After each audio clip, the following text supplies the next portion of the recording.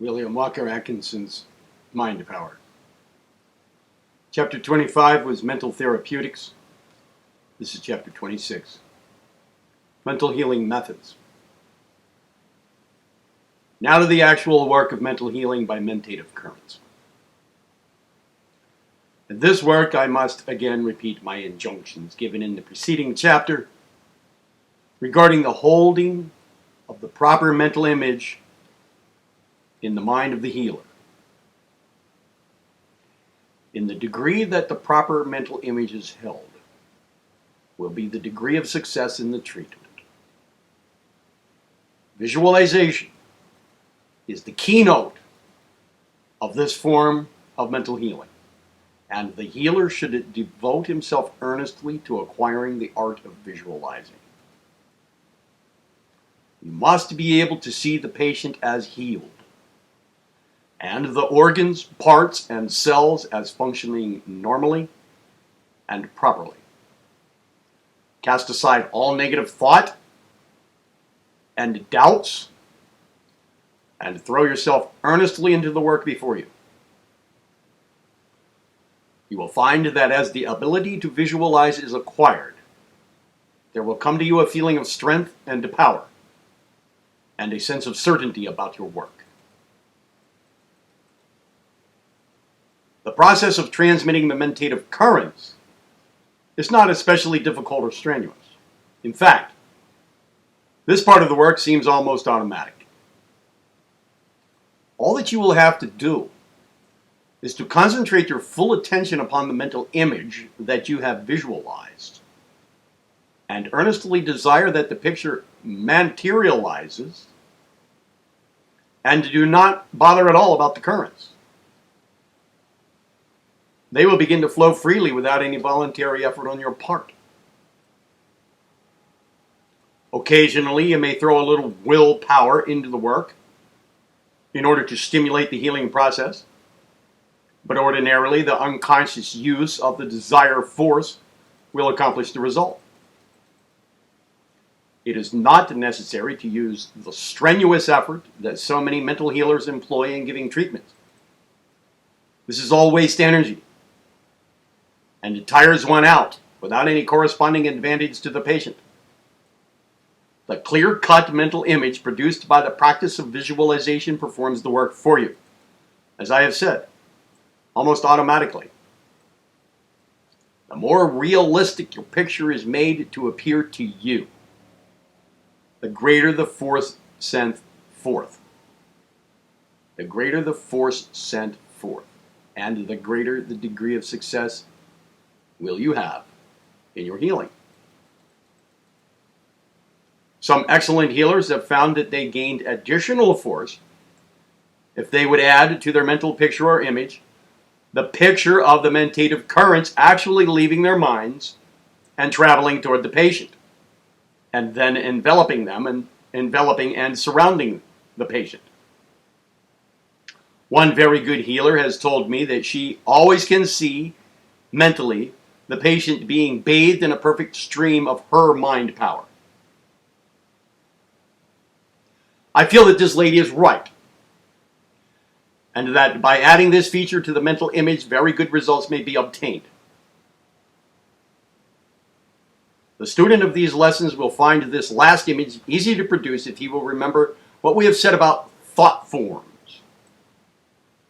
I do not advise too long treatments, for I believe that the best results are obtained in a treatment extending over, say, not more than 15 minutes.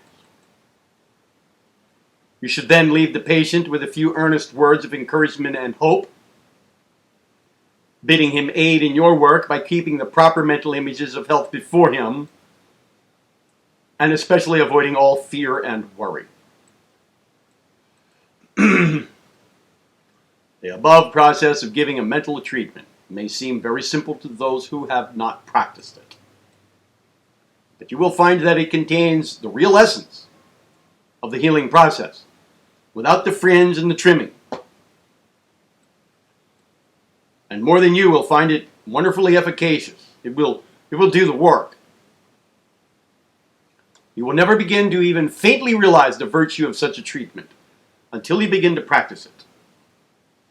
You will then find yourself so filled with such a sense of power, strength, and healing force that you will seem like another person. And your patient will likewise feel an immediate benefit. I might write page after page giving you directions about the treatment, but after I was through, it could all be boiled down into the plain, simple directions already given you here. I have given you the basis of the practical treatment. You may add the trimmings yourself, if you feel that you need them. This same basis you will find to underlie all of the treatments of the various sects and cults after you have trimmed off the fancy additions, the high-sounding words, and the metaphysical terms. I have studied all these forms of treatment, and to know just what I'm talking about when I say this to you. Now for the absent treatments along the lines of general treatment. There is practically no difference in the methods. The principal additional process is that of the healer endeavoring to form a mental image of the patient as if he were right before him in person. If you have ever seen the patient, you may easily reproduce his mental image. But if you have not seen him personally, you can form a mental image of a man or a woman without filling in the details of personal appearance, and the result will be similar. You will find the following method will help you in the treatment. Sit down in your chair. After drawing up another chair right before you, but about 2 or 3 yards distant. Then picture your patient as sitting in this other chair, and use your imagination to the fullest in this respect. Many practitioners of successful mental healing actually feel that the patient is sitting before them in this form of treatment. Then, with your patient sitting before you as a mental image, talk to him just as if he were present in person, using the same words, tones, and manner. Throw yourself earnestly into the idea of a personal treatment and endeavor to forget that miles are between you. By so doing, you will be able to start the mentative currents flowing freely in his direction, and he will be affected by them and will obtain the best results. I have been told frequently by persons who have taken this form of healing from some of the world's best mental healers that they could almost see the healer before them. They could certainly feel his presence very distinctly.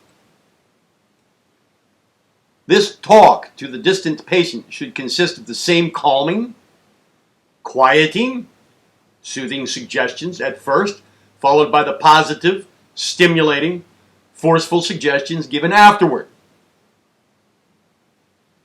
Follow the precise instructions given for use in personal treatments, and you cannot go astray. There is no difference, in reality, between personal treatments and absent treatments. If you remember this and act on it, you have the key to the matter. And then, after the suggestive talks, you should then give the same silent, mentative treatment as indicated in my instructions regarding personal treatments. You should form the same kind of mental image and proceed just the same in every particular. Even bid him goodbye as you would in a personal treatment. If you have set a time for the absent treatment, your patient should place himself in a comfortable, relaxed position. But this is not necessary. It is not necessary for the patient to even know the hour of treatment. All that he needs to do is to open his mind receptively to the treatment that you are to give him sometime during the day. That is, he should express his mental willingness and thus take off the resistance of his will, which otherwise would have to be overcome. The healer who wishes to give absent treatments should study carefully the portions of this work relating to telementative induction, the currents, thought forms, etc. Remember, please, that all the work of mental healing is done along the lines of mentative induction, just as is the work of all forms of mentative influence. There is but one great law underlying all these forms of manifestation. And if you understand the fundamental principle, you will be able to reproduce any or all of the manifestations of it. The instruction regarding mental healing is not confined to this chapter alone. It must be gained from a study of all these chapters, for the reasons just stated. Strive always to acquire a clear knowledge of the underlying principles, and you need not worry about the details of operation or manifestation. Now, just a word about self-healing along these lines. There is no difference between self-healing and the healing of others. Here's a good method, simple and efficacious. All that is necessary for you to do is to imagine yourself as a patient coming to yourself for a treatment. Suppose your name is John Smith, and you wish to treat yourself along the lines of the general treatment. All you have to do is to let the central mind part of you, or the I, proceed to treat the body of John Smith. Talk to John Smith just as if he were an entirely separate individual. Tell him what he should do, and what he should know, and what you expect to do for him. Give him the same suggestions that you would give another patient. Talk up to him, and tell him just what you mean to do for him, and what he has got to do himself. Then give him the silent treatment, just as you would another patient. Even give him the parting words, just as you would a patient. In short, treat him first, last, and all the time as you would another patient. You will be surprised to note how efficacious this plan is. This method is original with myself so far as I know. There is a good, strong psychological and occult reason for this plan of self-treatment, which is not necessary to go into here. The principal thing is that it will do the work. Try it. The ordinary method of self-treatment is to say, I am well, and so on, giving the suggestions in the first person. I consider that my own plan gives better results, but you may try both and decide for yourself. Now for the local treatment methods of mental healing. Well, these are very simple also. So simple that I fear some of you will undervalue them. But do not deceive yourselves. Good friends, the simplicity represents years of hard work along experimental lines and is really the boiled down, or many methods far more complicated, the boiling down of many methods far more complicated and technical. It is the essence of the thing. Again, I wish that I could have obtained this information as easily as you are doing. But I couldn't. For I had to work it out for myself, in connection with other experimenters and investigators. The underlying theory of this local treatment in mental healing is, 1, that there is mind in every cell, cell group, organ, and part of the body, and 2, that the mentative energy in such mind is negative to that in the central mind of the individual, and consequently yields to its positivity when properly applied. That's the whole story in a nutshell. Now see if you can grasp its importance. The above principle of the local treatment is really also employed in the general treatment, because the central mind of the patient is stirred into induced activity and positivity by the suggestion or mentative currents of the healer, or both. The central mind of the patient, so stirred up by induction, then acts upon the mind in the cells, organs, etc., unconsciously, and the cure results. You see just what I mean? Well, then in the local treatment, instead of going about it in this way, the healer brings his mentative energy to bear right directly upon the mind in cells and organs themselves. So you see the process is really the same at the last. That is, it is the application of the positive central mind upon the negative mind of the cells, organs, and parts. Now then, how may one treat the cells and organs of another person in this way? The process is very simple when you once learn it. All that is necessary is for you to treat the organ or part just as you did the patient, in several forms of general treatment, as stated a little while ago.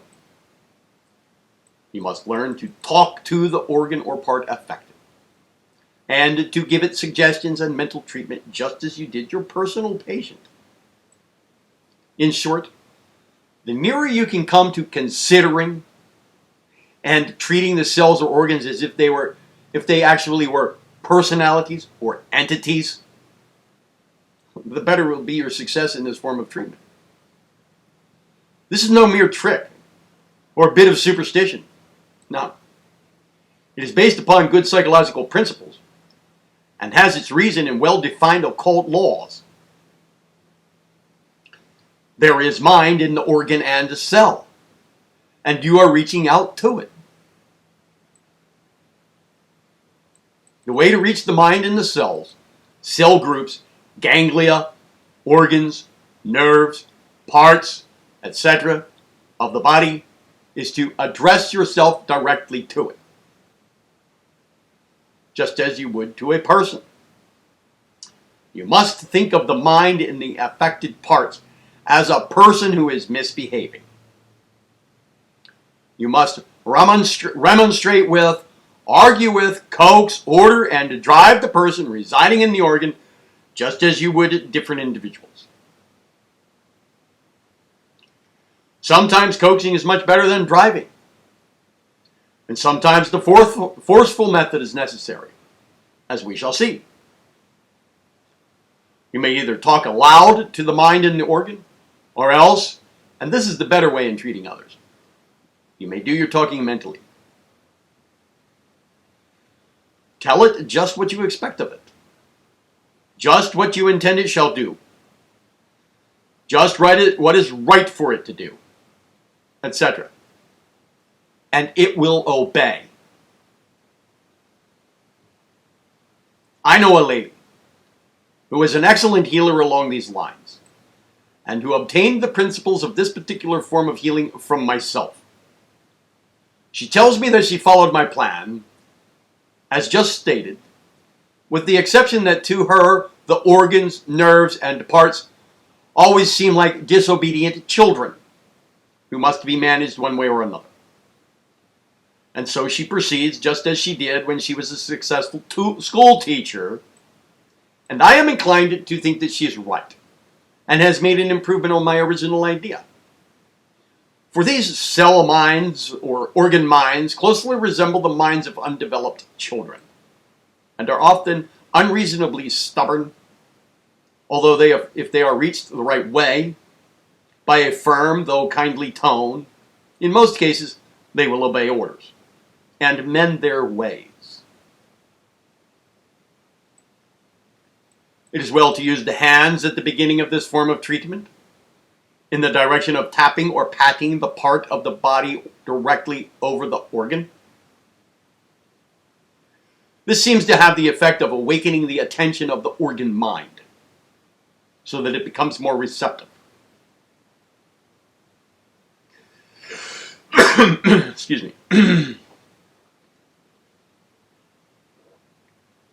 It is akin to tapping the shoulder of a man on the street to whom you wish to speak. In such cases, it is well to send the mental command, "Listen to me. Hey."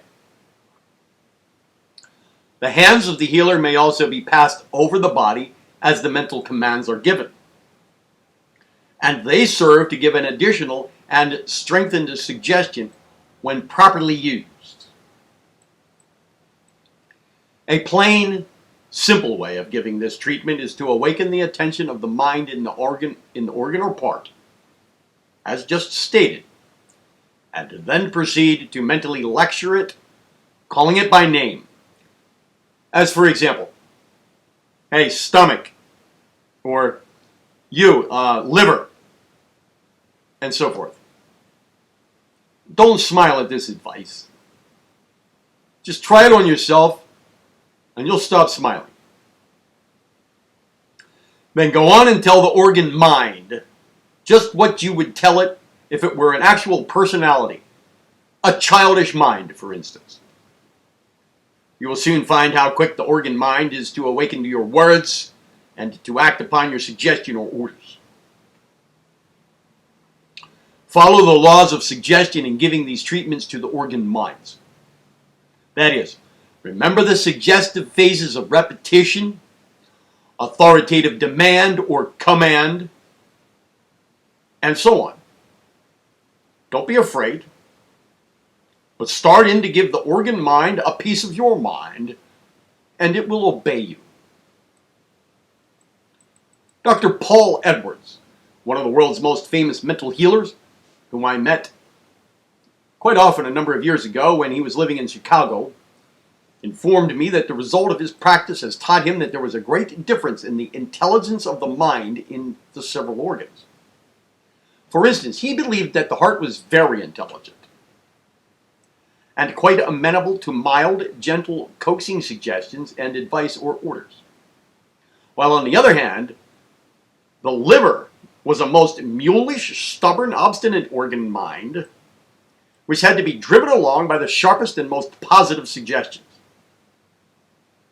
I have since investigated along this line, and I'm now fully convinced of the correctness of Dr. Edwards' theory in this respect. I have found the heart to be very gentle and obedient, as he said, and I have moreover found it needed but the slightest word to attract its attention. I have found the liver to be brutish, stubborn, and obstinate, and needing the most forceful, insistent methods. Something like driving a stubborn donkey along the road. I have also found the liver to be lazy and sleepy, and needing much effort to rouse it into a receptive condition. The stomach I have found quite intelligent, particularly if it has not been brutalized by stuffing,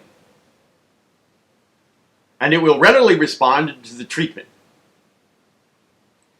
A peculiar thing about the stomach is that it seems to like jollying or flattery. Tell it how good a stomach it is, and how well it can do its work, and how much you trust it to run things right for you. And it proceeds to make good and justify your praise and commendations. The nerves respond readily to this form of treatment along gentle, coaxing lines. The circulation of the blood may be increased to certain parts or restrained in this way. In this way, the blood can be swept all over the body, creating a pleasant glow, or it may be drawn away from an aching head or a feverish brow. The bowels respond readily to a firm, kind treatment, in which they are to be told to move regularly. It will become well to name a certain time at which you expect them to establish a regular habit, in which case be sure to keep your appointment with them and give them a chance.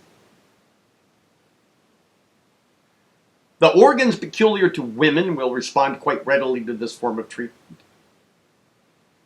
Regular menstruation has often been established by treating the proper parts in this way a month ahead, and keeping it up every day until the regular period. In this case, it is also well to fix a date. Suggestions of firm now, be firm and strong, have relieved many cases of womb weaknesses. Profuse menstruation has yielded to commands of slow now, easy, easy, not so free to flow, and so on. There are no fixed forms of treatment along these lines. You must acquire the knack by practice. The proper words will suggest themselves to you. The thing to do is to know what you want done, and then to command the organ mind to do that thing, using the same words that you would use in talking to a real person in the place of the organ. You will soon acquire the art by a little practice. Those who have treated a large number of persons in this way have told me that the minds and the organs and parts seem to instinctively recognize the healer's power over them. Just as a horse or dog will recognize men who are accustomed to managing animals of their kind, so will these organ minds instinctively recognize their master in one who has studied this art of mental healing along these lines. Remember always that you are mind talking to mind, not to dead matter. There is mind in every cell, nerve, organ, and part of the body, and in the body as a whole, and this mind will listen to your central mind and obey it, because your central mind is positive to it. The organ is negative to you. Carry this idea always with you in giving these treatments, and endeavor to visualize the mind in the organs, etc., as clearly as may be. For by so doing, you get them in better rapport with you, and can handle them to better advantage. And also remember that the virtue lies not in the mere sound of the words that happen to reach the organ or cells. They do not understand words as words, but they do understand the meaning behind the words. They do understand the meaning behind the words. They recognize the mental state of which the word is the outward symbol. But without words, it is very hard for you to think or clearly express the feeling. And so by all means use the words, just as if the organ minds understood their actual meaning. For by so doing, you can drive in the meaning of the word and induce the mental state conditions necessary to work the cure. While this local treatment is adapted especially to personal healing, still it may be also used to great advantage in absent healing, by combining it with the regular general form of absent healing. By combining it with the regular general form of absent healing. That is, after giving the general absent treatment, proceed to place yourself en rapport with the organ mind in the patient, and then talk to it just as you would if the patient were actually present. Visualization will enable you to do this effectively. I have heard of some wonderful cures having been effected by the use of this form of local treatment in absent healing, in connection with the general treatment. And in case of self-healing, this local treatment acts with wonderful force. One can, of course, talk up to his own cells and organs just as he can to those of another, and with equal effect if he goes about it right. And this opens up a wonderful field for self-healing. The methods and practice of local treatment in self-healing are precisely similar to those used in treating others. I am personally acquainted with a lady who has learned to make her body obey her perfectly. If the body looks tired or droopy or lacks freshness and beauty, She just talks up to it and tells it how much she thinks of it and how much she appreciates all that it's doing for her, and so on.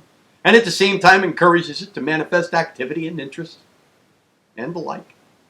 The result is that the next morning after the treatment, she will find that all of her suggestions have been accepted and acted upon by the body. Yep. And that the latter looks fresh, active, and beautiful, manifesting all the appearance of youth and perfect health. I have heard of women managing to retain their youthful appearance in a similar manner. I have known men to coax up their bodies when under the strain of unusual work with the best of results. In fact, I believe that in this form of treatment of one's own body, there are possibilities as yet undreamt of by the race. Perhaps this hint may start some investigator to exploring the field to the limit. I have not found the time to carry my investigations along this line quite as far as I would have liked. There was a great unexplored field here. Here was a chance for some fine work for the students of this book.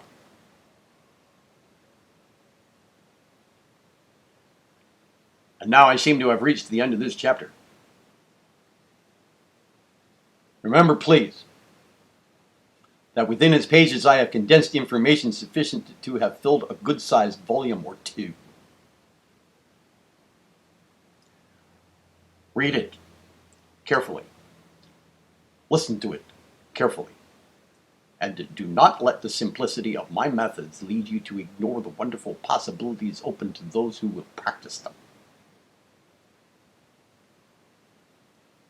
I have not cared to dress up my treatments and methods in fancy garb for the purpose of bewildering the eye and creating an impression upon the foolish and the childish minds of those who run after such things. I do not want a following of this sort. I want, rather, the earnest, sympathetic cooperation of my students who appreciate the virtue in these apparently simple methods. As I have said before, these simple methods and forms of treatment represent the work and experience of myself and others extending over a number of years. They are the boiling down of many systems and the result of my own experiments. They embody the simplest, plainest, and yet the most effective methods known to the world of mental healing today. Take my word for this. I base this statement upon 8 active years of earnest, patient, careful investigation, experiment, and study along these lines under circumstances with which few are fortunate enough to be favored. I say these things not in the spirit of boasting or booming my own wares, but merely that you may understand just what is behind and under these simple forms, methods, and treatments. You will notice, I hope, that in order to practice these methods of mental healing, you are not required to join anything, nor asked to connect yourself with any new religion or semi-religion.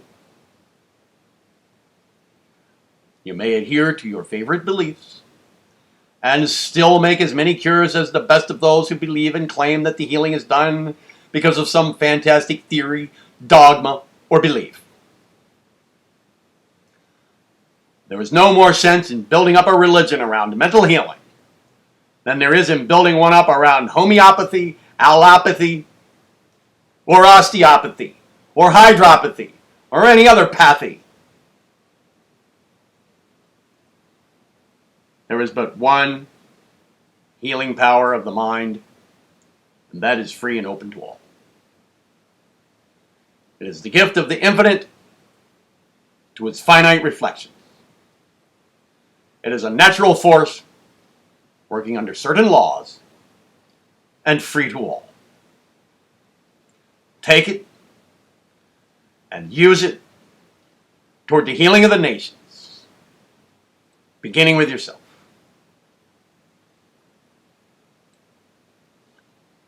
Chapter 27 will be mental architecture.